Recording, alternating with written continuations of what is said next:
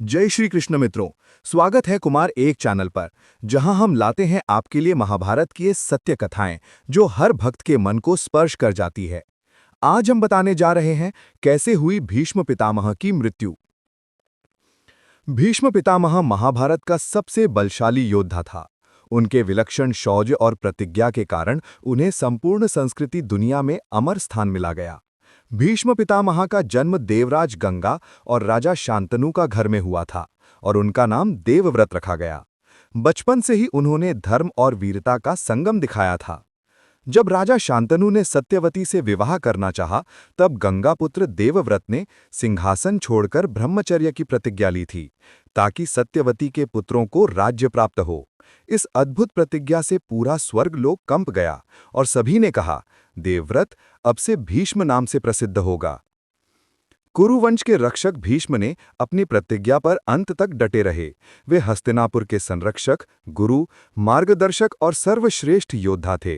महाभारत युद्ध में भीष्म कौरवों की ओर से थे, लड़ रहे थे, पर उनके हृदय में पांडवों के लिए भी अत्यधिक स्नेह था, क्योंकि वे उनके भी रक्त के संबंधी थे।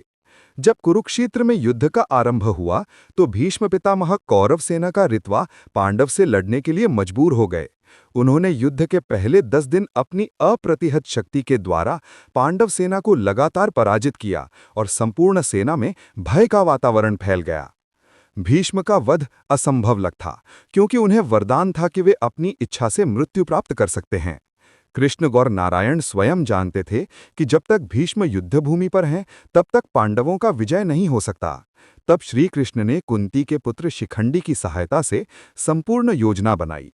शिखंडी पिछले जन्म में अंबा थी, जिन्हें भीष्म ने विवाह से इनकार किया था। इस जन्म में वे पुरुष रूप में जन्मे, पर भीष्म उन्हें नारी मानते थे, इसलिए उन पर हथियार नहीं उठाते थे।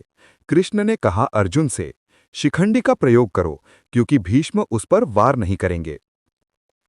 अगले दिन युद्ध में शिखंडी सामने आ गए और अर्जुन ने उनकी आड़ में रथ से भीष्म पर तीरों की वर्षा कर दी। तीर इतने थे कि भीष्म का शरीर पूरा तीरों की शैया में बदल गया। उन्होंने भूमि पर गिरते हुए भी शौर्य नहीं छोड़ा और संपूर्ण सेना को उपदेश दिया कि धर्म का सदैव पालन करो। कृष्ण ने भीष्म के पास आकर कहा, महाराज, अब अपना अंतिम संस्कार करवाइए। पर भीष्म ने कहा, मेरे अभी प्राण नहीं जाएंगे। मुझे वरदान है कि मैं अपनी इच्छा से मृत्यु प्राप्त कर सकता हूं। मैं सूर्य उत्तरायण होने पर ही अपने प्राण त्याग करूंगा। तब तक भीष्म तीरों की शैया पर लेटे कुरुवंश को शांति, धर्म और सत्य का पाठ पढ़ाते रहे। उनके उपदेश महाभारत के शांति पर्व और अनुशासन पर्व में लिखे गए हैं। जब सूर्य उत्तरायण का घड़ियां